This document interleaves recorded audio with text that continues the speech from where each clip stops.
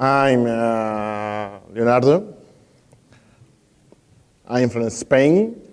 I think all you know Spain for bullfighting and Andalusia and Barcelona and Barça and that things. I'm a security researcher since a lot of time, as I said. I'm too old. Pen tester, incident investigator, security researcher in my job and also in my free time. It's my hobby. I'm always at the offensive side.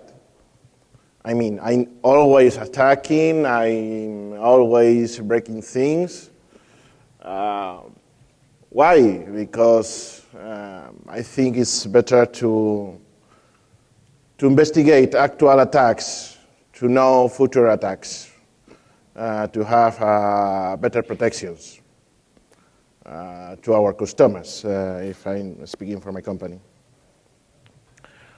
Also, I'm a low-level guy. I like the things at low level, protocol level, preferably. I always talking about networking things. I have presented also in Black Hat another conference about attacks at protocol levels.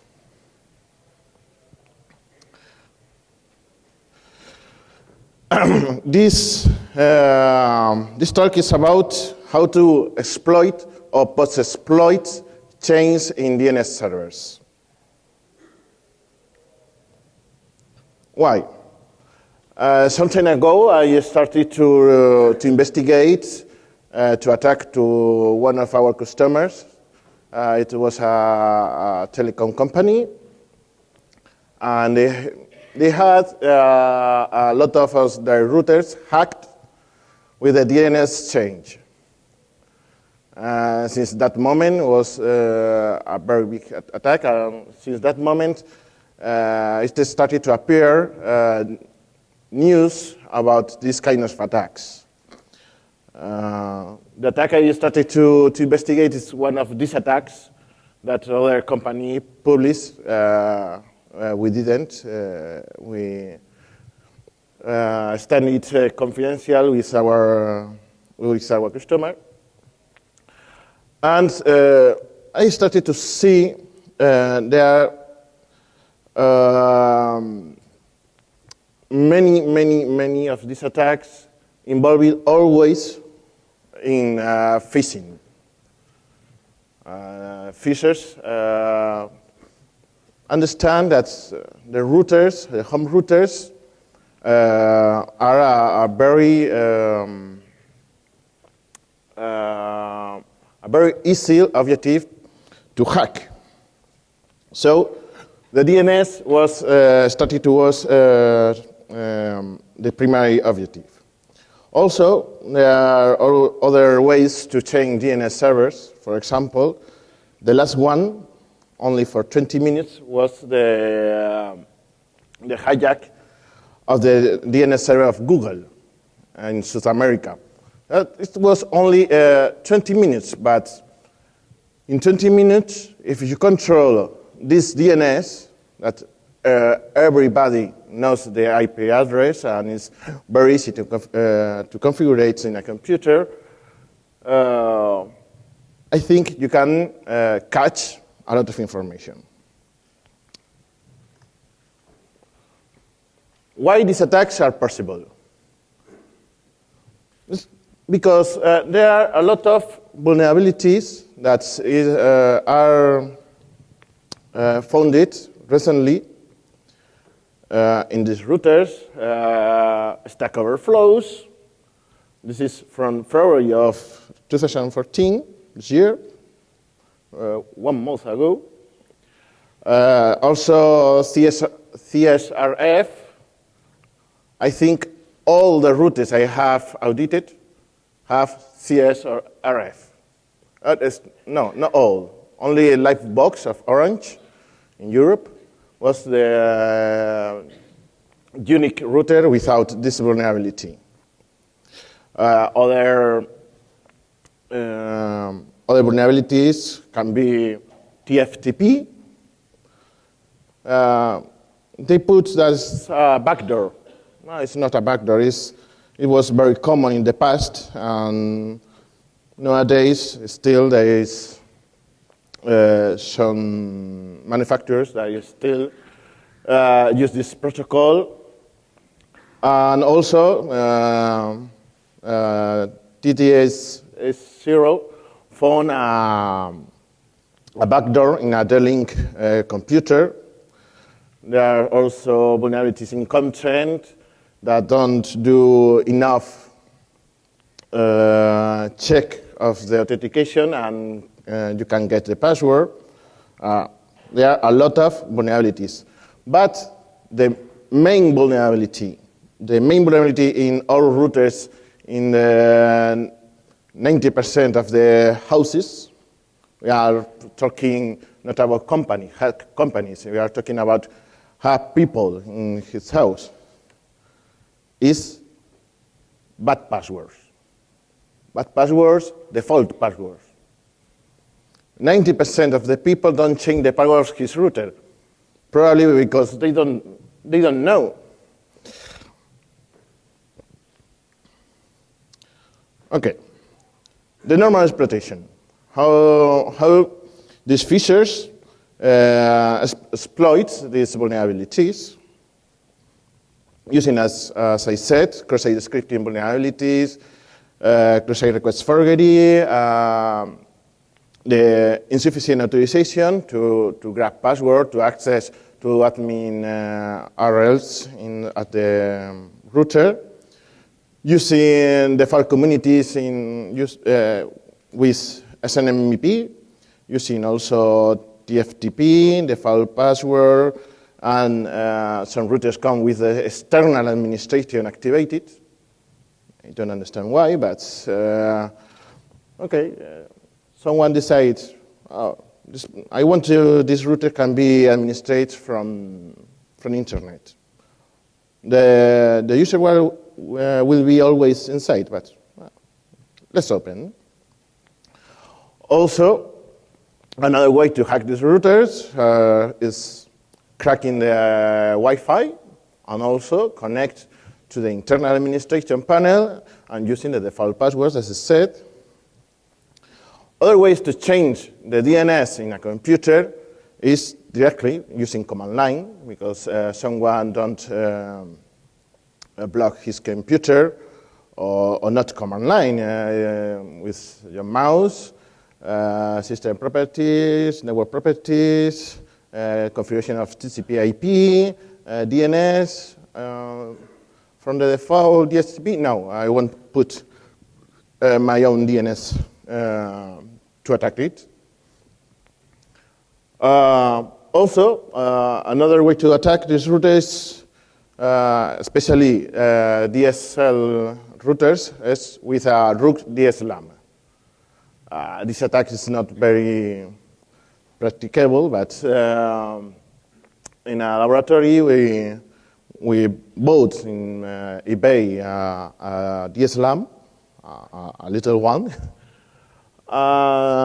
We could get the phone line of a normal user, connect it to the DSLAM, and with the DSLAM, we are at root provider. Normally, providers have an administration panel restricted for some IP's address. Okay, with our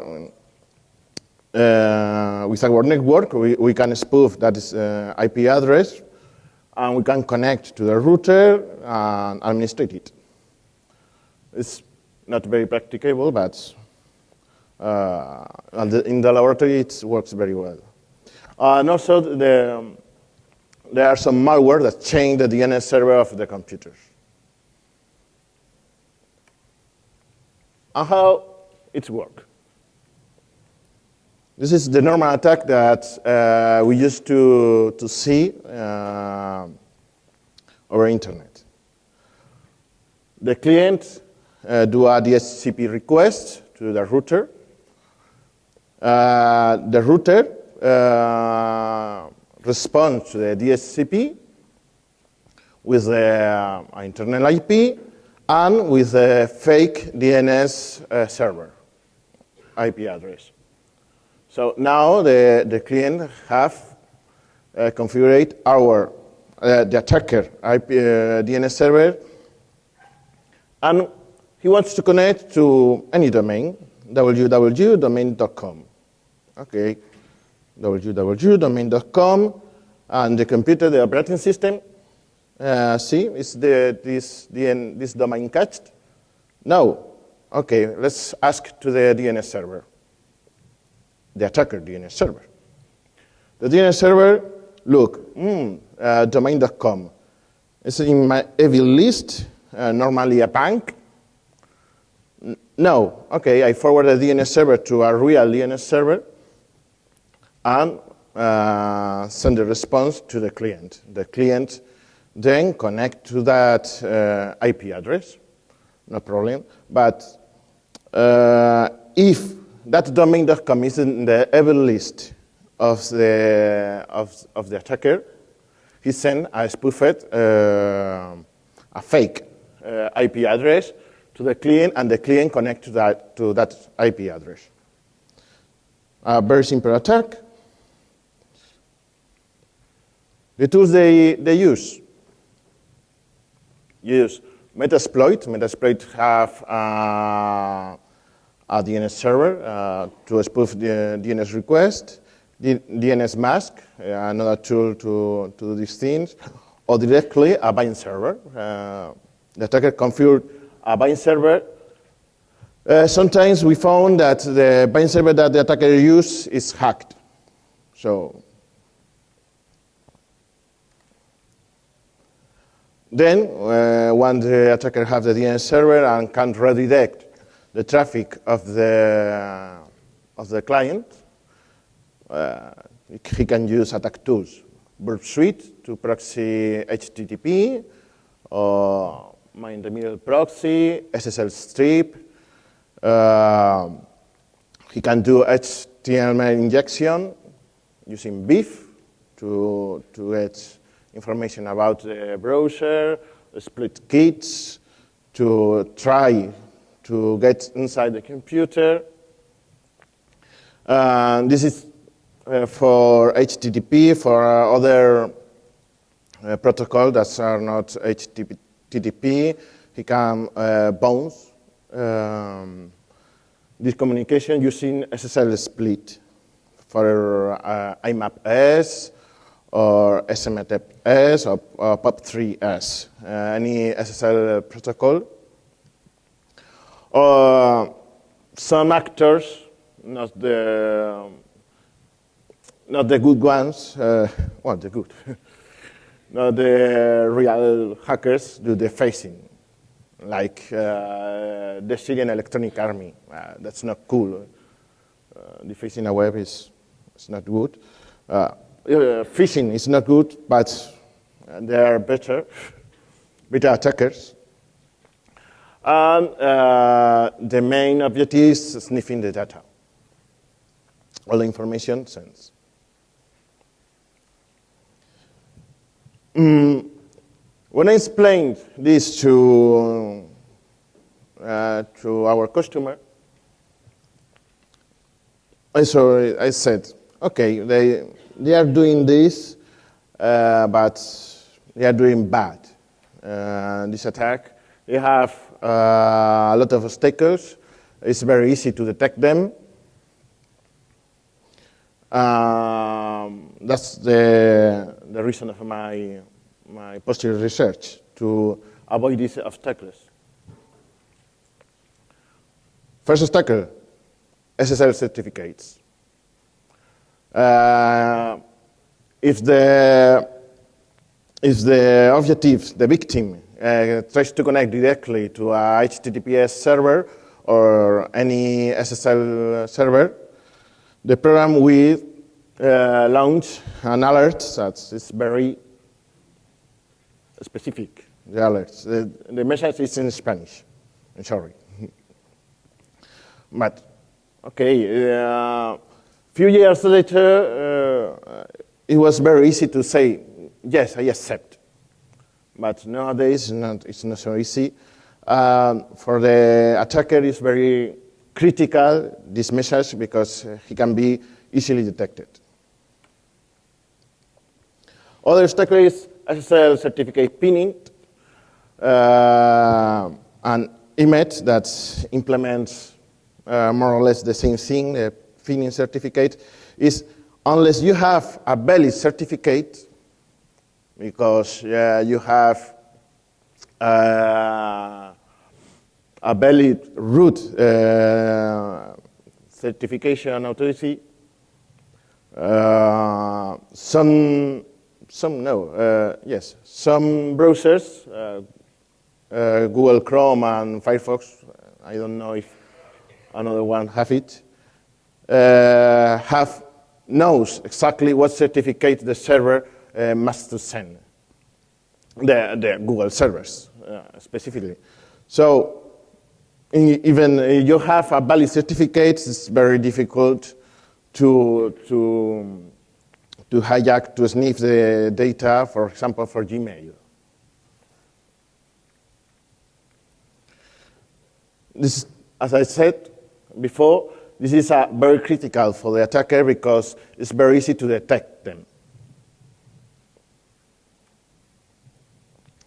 Another obstacle is HSTS, HTTP Strict Transport Security. It's a new header in HTTP that implements Google and Firefox. I think that Internet Explorer 11 also, but I'm not sure. To avoid SSL Strip attacks. This header tells to the browser that to this site you always must connect using SSL. Always. Don't matter what the HTML said to you. It's the web page says connect to HTTP gmail.google.com.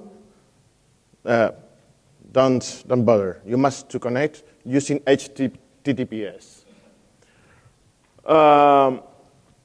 Some browsers have implemented inside some sites by default to connect by HTTPS, preloaded HSTS sites. For example, mailgoogle.com or Facebook. This attacker is not critical because an attacker can be trying to do an SSL strip attack, but the victim will not see anything weird because his browser will connect with using HTTPS. Doesn't matter what the attacker do. So this is not critical attacker. Another attacker is, for example, SSH signatures. If you are redirecting a host to your machine and you provide that service and the victim is trying to connect to SSH, I think the warning is very clear. Critical for the attacker because the victim will think, oh, something is attacking me. Other attackers are, for example, service banners, POP3 and SMTP, the banner of the service. If you are redirecting the traffic to your own service, the banner will be not the same. But this is not a critical problem, but who see the banners? Because you have your email client, and my email client don't show me the banner. The FTP banner can be critical. Some people, specifically me, use the command line FTP client. So I can see the banner is what I'm connecting to a Microsoft service because this is a link. This can be critical. I don't know. And the result of all of that is, if the attacker don't want to be detected, he must to be limited to some hosts, and he will be limited to some protocols to not alert to the victim.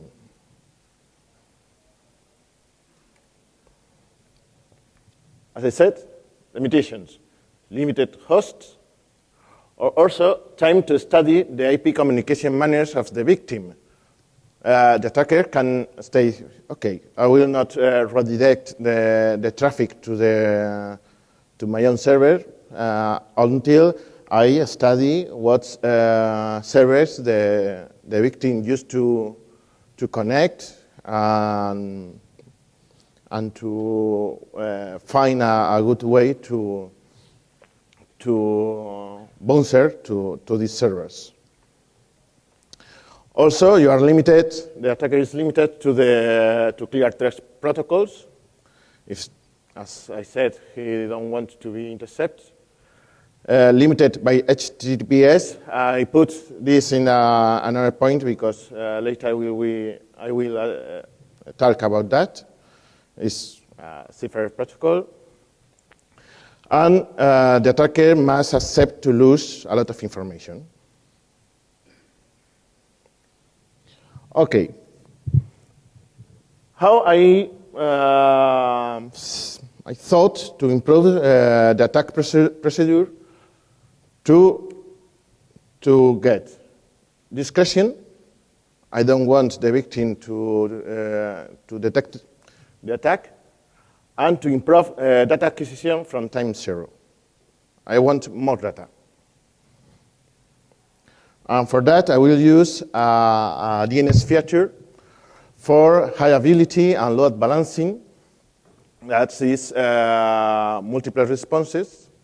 For example, if you do a lookup of Google, you receive 1, 2, 3, 4, 5 answers.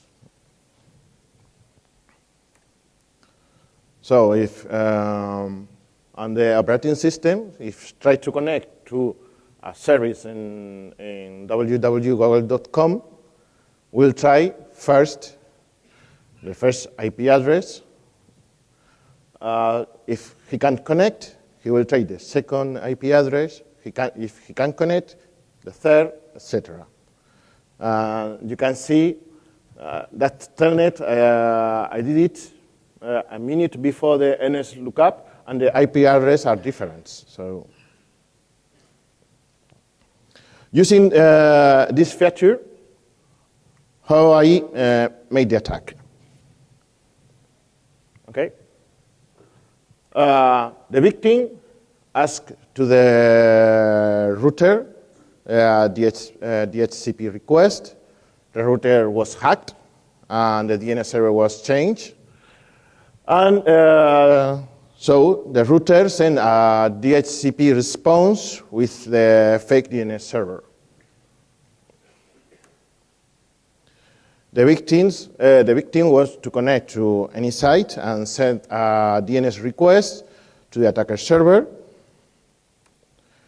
The attacker server sends forward the request to a real DNS. The real DNS sends a response to the attacker server. And then the attacker server sends a DNS response to the victim, but it's at the top of the list of the IP address. two IP addresses. Two IP addresses that are controlled by the attacker.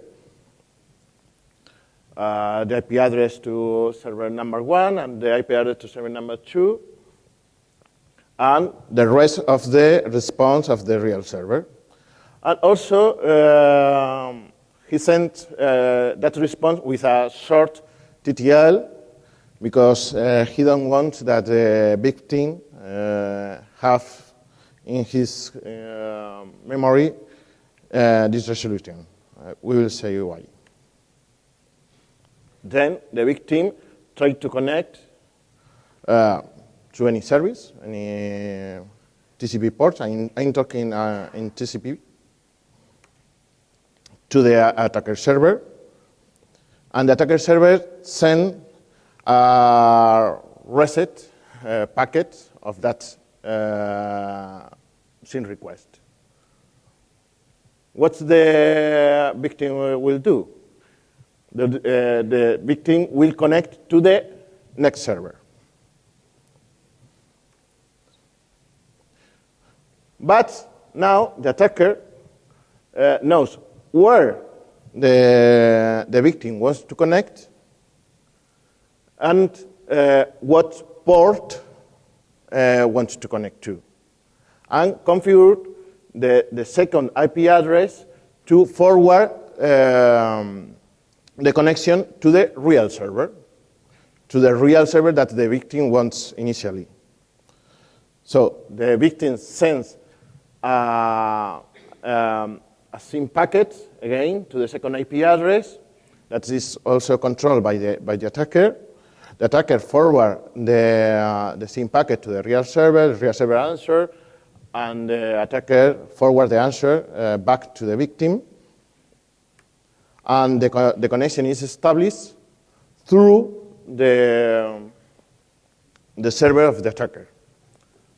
Now the attacker can do what he wants with the connection. Only sniffing. He can modify that data. And what happened? For example, if the victim initially wants to connect to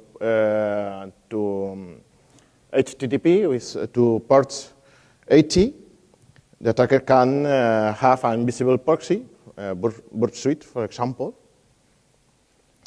The attacker can reject SSL ports at the both IP address because the victim will connect later to the original server, to the real server. So the victim will not see any SSL warning. And other connections can be forwarded through the evil servers since the first moment without transparently for the victim without any problem. And for that, there is a tool to do that. I call it DNS2 proxy. It's a proof of concept tool. It's full in Python, based in DNS Python. It permits spoof the DNS response, direct forwarding the DNS request and response, and add the IPs to that response.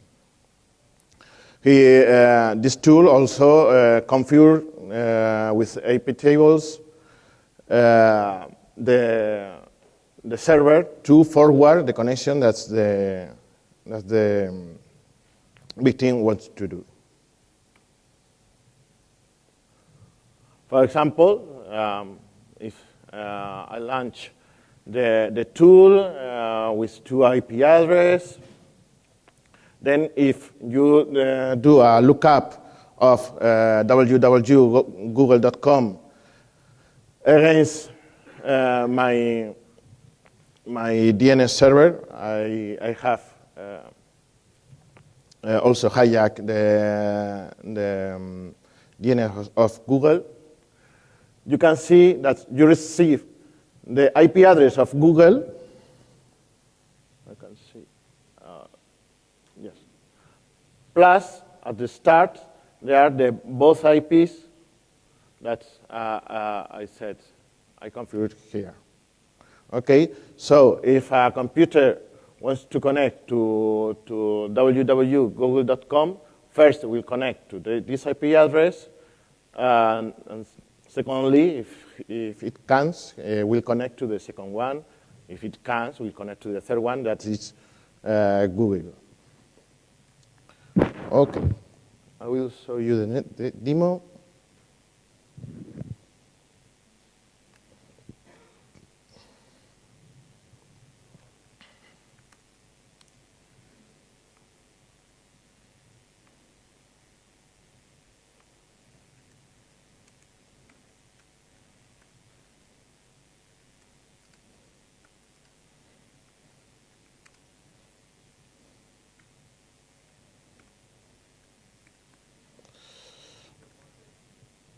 Sorry? Oh.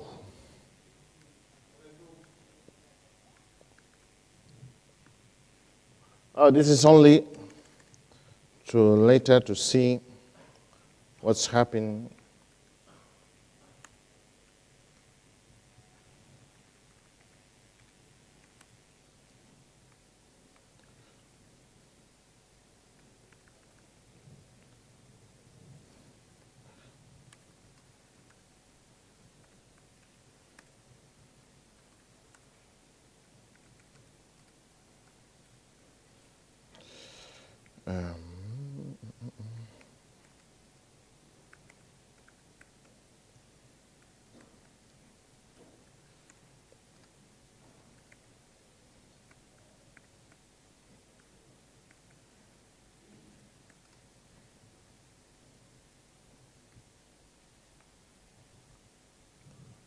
You can see it well,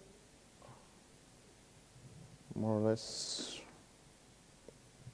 Okay, I will launch the tool. Okay, telling what is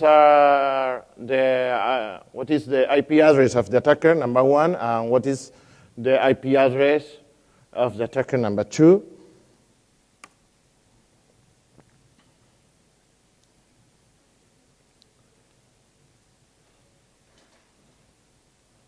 And now, no.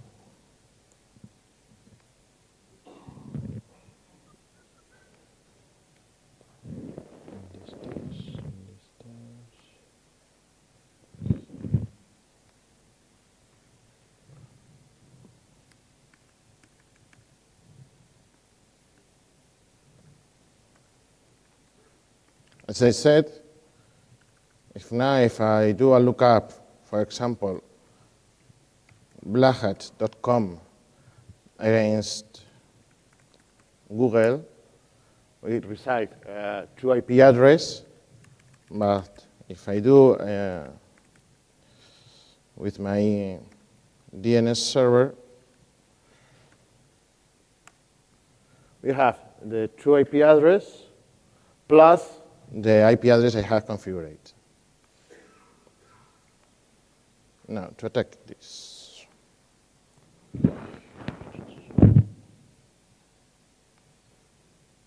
Hola. Hey. Okay.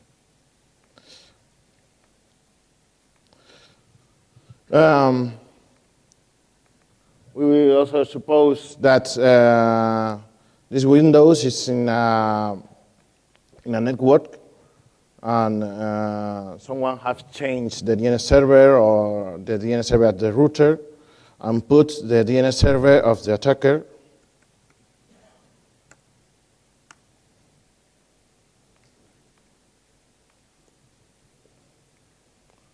Okay.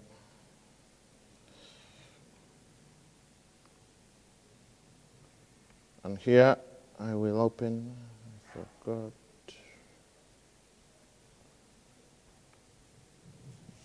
Burp Suite.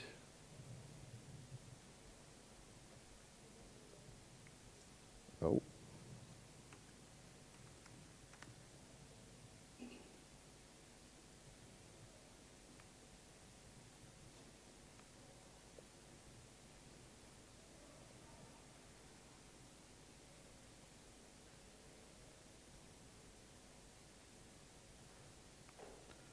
I put the proxy, no intercept, and I put the proxy at a port.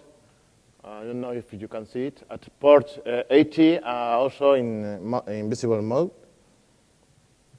And I think everything is okay. Yes. So, okay. At first is the Windows machine. It's here.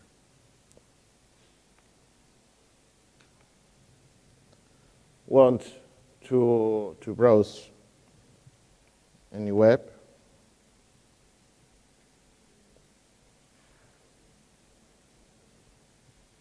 For example, this one. He will ask to the DNS server. Wait, too much requests.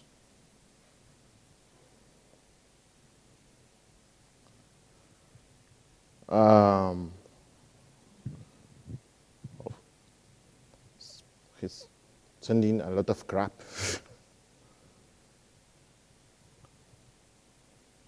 Okay. Here. If when the browser starts, I have S21sec main web as the start. So the DNS service sends the response with the 2 IP address, and when it connects, it directly connects through the Burp Suite. We should see it. And here, the connection, etc., etc. If you want to connect to HTTPS,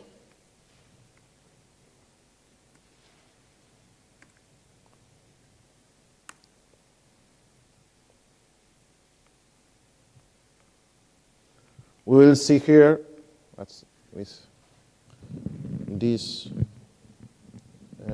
kind of. You see something now? Yes.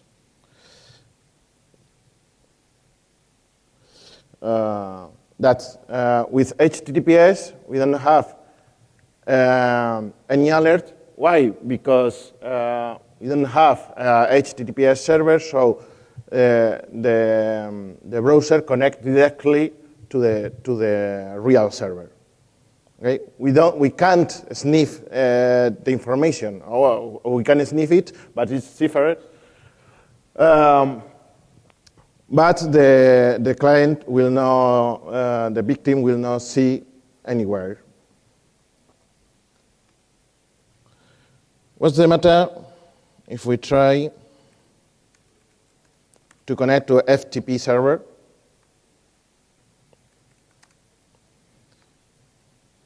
I will put it.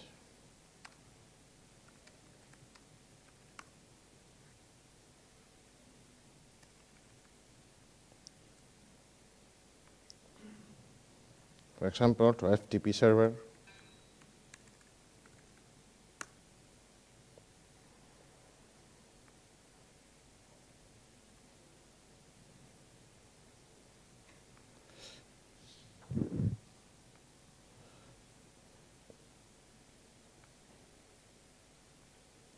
Okay. If you want to connect to FTP server, it's not, we don't have an invisible proxy to connect to FTP. So the DNS server detects that the victim wants to connect to this address, but he still don't know what port he wants. And he launched a sniffer at the first IP address, and he detects that, perfect, that the client sends a sync packet to the first IP address on port 21. Okay, then the tool launch an IP tables script to forward at the second IP address the connection to the real server, to this IP address. Then sends to the victim a reset packet, and the victim will connect to the second IP address that is forwarded using IP tables to the real server. But the connection to the FTP will be through the attacker server. If here we put an user, let's just have FTP and password.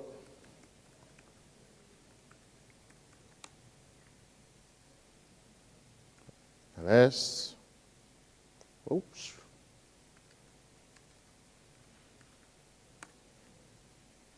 Obviously, demo effect. Here, I don't know what it fails. The user can sniff the FTP password, the user, sorry, and the password here. And why the ls don't work?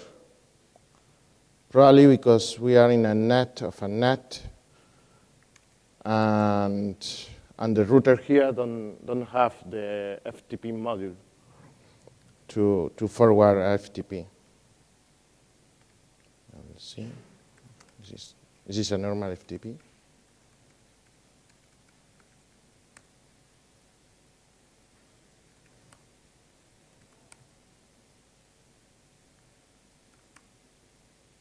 Oh, here it works. Okay, I don't know why it doesn't work, but it must. Okay, unless we have the password sniffed. When the IP table is launched at the script, at the oh, yes. I know why it fails.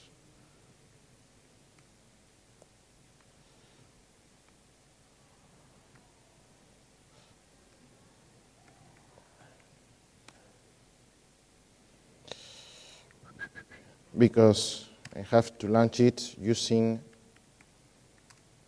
as a script that I didn't use. 16, 128, 122, 16.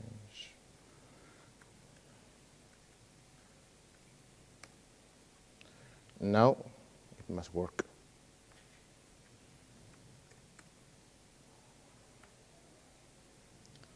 Let's give some time to catch.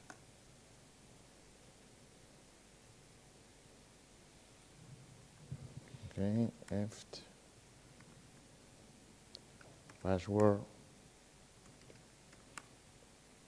Oh, now it works. No. Oh, okay. I don't know what it fails. Supposedly, the script launch, especially for FTP, the FTP module to let the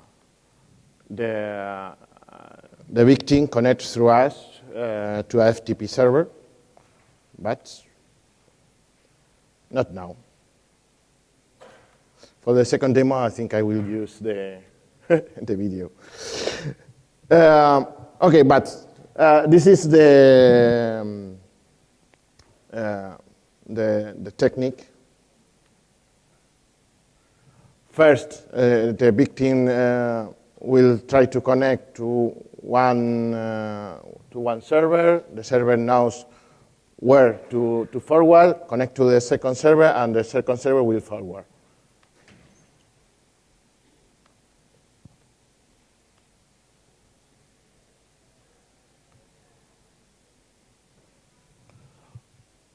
Okay. With that, obviously we don't have a limited host interception because we can provide every service except FTP. We don't have to spend time to study the IP communications of the objectives. We still have the limitation of the clear text protocol interception, also the HTTPS. We don't accept to lose a lot of information because that's time we spend to study that communication to maintain us invisible. Now I will try to use to catch HTTPS to use SSL Strip. As I said, the new protection against SSL Strip is, I will put in the presentation.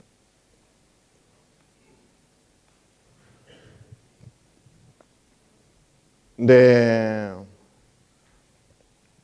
new protection is STS. I will comment how it's the common SSL Strip usage since Moxie Spike presented. I don't know if you can see it. First is using IP tables, redirect the traffic of 80 port to the 666 port or any other port. Then do a ARP spoofing or redirecting the traffic of the victim to our server with ARP spoof in this example. Then launch SSL Strip in the ports we want. We configured it before, in this example 666.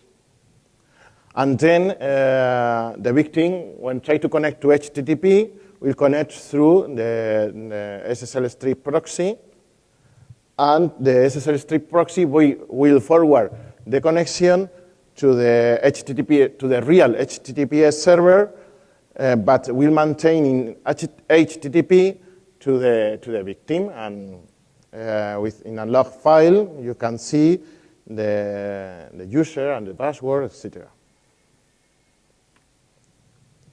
As I said,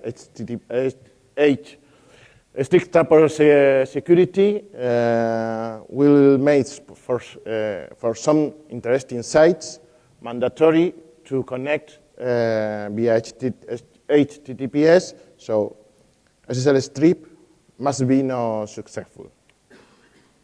So for that, I developed SSL Strip Plus. Basing that strict trapper security policy is based in domain names, predefined in the browser or not, or using the HTTP header. So the SSL Strip Plus changed SSL Strip HTTPS to HTTP, but also changed the domain names. As we control the DNS server, we can resolve this DNS, these domain names changed before to the real one. So HSTS is based on domain names. We change it, so HSTS is spawned. Oh, I will try a second demo.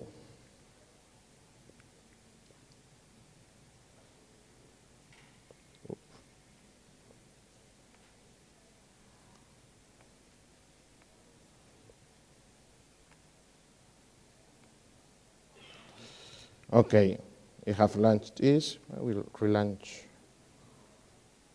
it.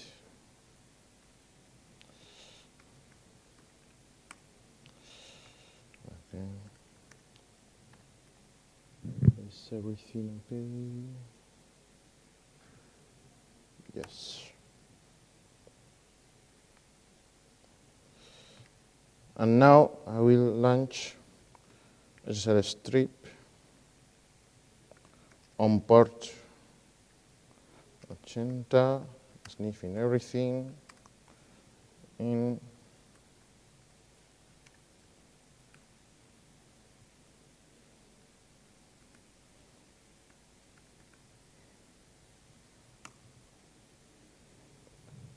Okay. As I said,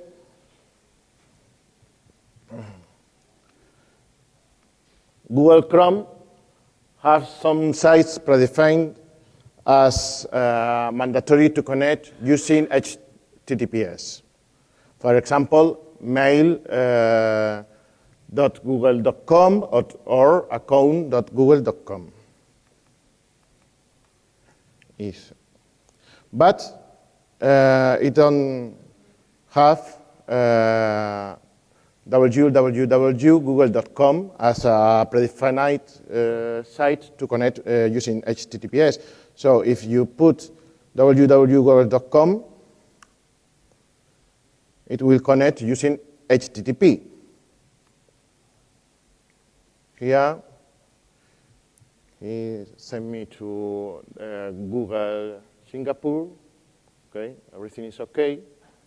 And I want to start a session. Okay. I don't know if you can see them. Okay, I will press. I want to start a session in Google. Here you have. But there is something strange. It's here, the URL. It must be account.google.com. But there is cuentas, is account in Spanish, cuentas.google.com. I changed the domain address. And there is no HTTPS because I changed the HTTPS at the HTML and also changed the domain server, and Chrome says, okay, to this site I can connect using HTTP in clear test. I can test, I can use any. For example, the account is not real. If I try to log in inside, password, ultra secure. He will set the address is not the login and password is not good, but supposing that we use a good password,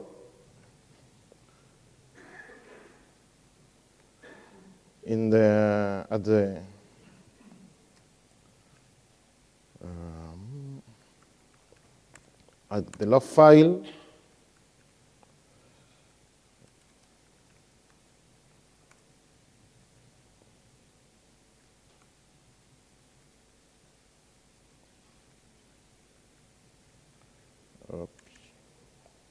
here, there are the HTML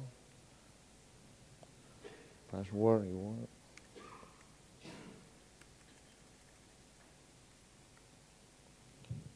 Email. Here. Okay, there is the post we do to account google.com. Okay, because the SSL strip changed the name and sends to the real server, and the password, the email address here. So we can still sniff using SSL Strip connections, avoiding HSTS, strict tapper security.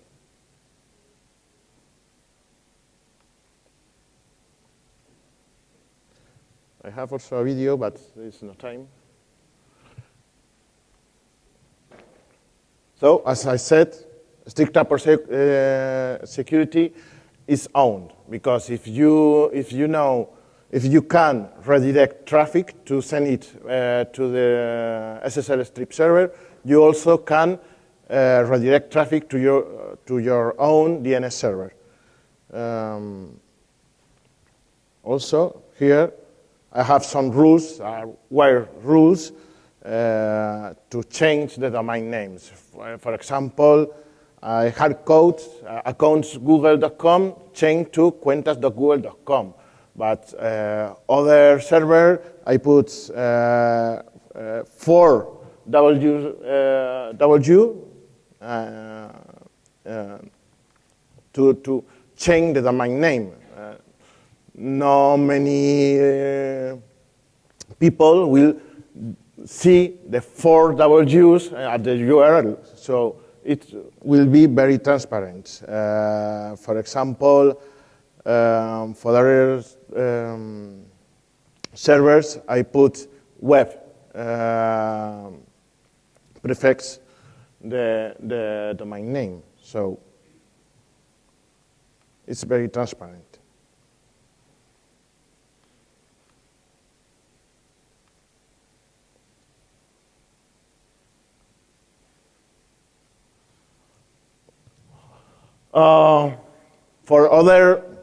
For use this attack, you need that the victim first connect to any site in this demo to Google using HTTP. If the victim connect directly to HTTPS or connects to other server that use SSL, IMAP-S, but you must take advantage of other factors or vulnerabilities. For example, the Iranian people use his own certificate to intercept Google traffic. That's the reason that Google implement certificate pinning in his browser. Someone, we don't know who, still trust SSL certificates, root certificate. For a while, these guys could make real certificates. You can take advantage of other attacks like Beast or Crime, explained by Giuliano Rizzo, and all, of course. Recently, you can take advantage of go-to-fail bug, an iPhone, and the bug of SSL in OS X Maverick, recently patched. Other possibilities using this is do some downgrade attacks to other protocols, JavaScript infections. There was a talk about that in Black Hat 2 years ago. Or for decoding other protocols, as I said, ask to NSA. He can answer better than me. Other attacks that I'm thinking is attack, for example, the cipher of WhatsApp is not too difficult to do. I was talking about TCP, but what's the matter with UDP? UDP, the control of the communication is not by the operating system. It's, the communication is taken by the application. So if the application resend an UDP packet, we can use the same method to detect it. If not send the UDP packet resent, it, we can't intercept it in a good way. I only found, I was sniffing my company network and my own communications in my house. The only UDP packets I saw was, of course, DNS, SNMP in my company, and a video game that I used to play. So there's not a lot of services. Probably are some VoIP services that can use UDP, but not a lot. My application still only control TCP, but it's only a proof of concept. But if anyone wants to use it, can see that the code is very easy and can extend it. Other scenarios that can be applied, this attack of how to control DNS, are when someone hack the DNS of a company or a country directly. So using this technique can redirect the traffic to that company or the users of that DNS. Conclusion.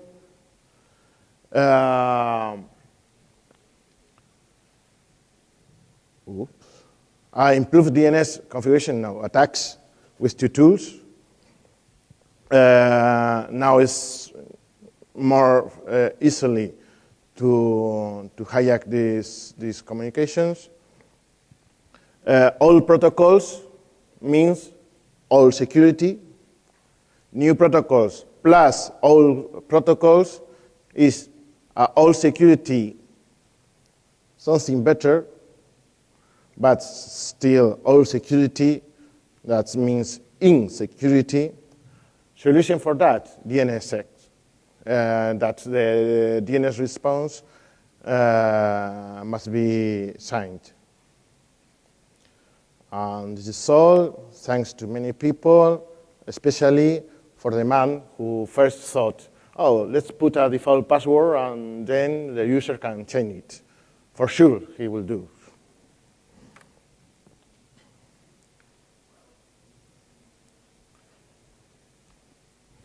Okay, Simon, any question?